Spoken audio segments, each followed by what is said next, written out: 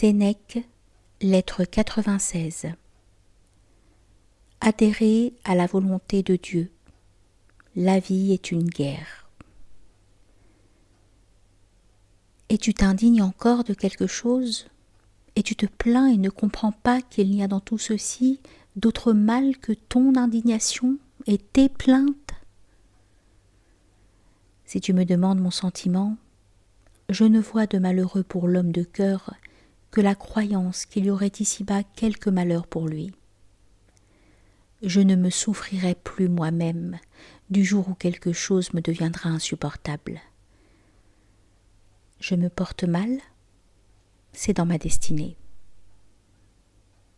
Mes esclaves sont morts, mes rentes compromises, ma maison écroulée, les pertes, les blessures, les tribulations, les craintes fondent sur moi. Chose ordinaire, que dis-je, inévitable, décret du ciel plutôt qu'accident.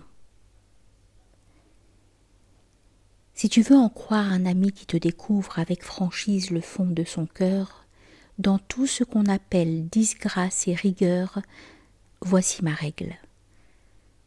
Je n'obéis pas à Dieu. Je m'unis à sa volonté.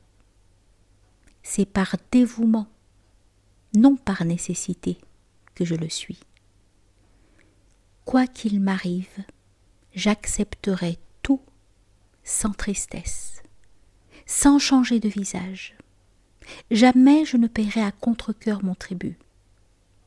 Or tout ce qui cause nos gémissements, nos épouvantes, est tribut de la vie.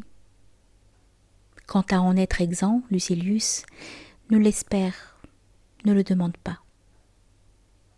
Un mal de vessie t'a ôté le repos, tes aliments t'ont paru amers, ton affaiblissement a été continu. Allons plus loin. Tu as craint pour tes jours. Ne savais-tu pas que tu souhaitais tout cela en souhaitant la vieillesse? Tout cela est dans une longue vie ce que sont dans une longue route la poussière, la boue et la pluie. Mais je voulais vivre et n'éprouver aucune incommodité. Un vœu si lâche n'est pas d'un homme. Prends comme tu voudras celui que je fais pour toi. C'est celui du courage autant que de l'amitié. Fasse les dieux et les déesses que tu ne sois jamais l'enfant gâté de la fortune. Demande-toi à toi-même si quelque dieu te laissait le choix, lequel tu aimerais mieux de vivre dans les camps ou dans les tavernes. Eh bien, la vie, Lucilius, c'est la guerre. Ainsi ceux qui, toujours alertes, vont gravissant des rocs escarpés ou plongent d'affreux ravins, et qui tentent les expéditions les plus hasardeuses, sont les braves et l'élite du camp.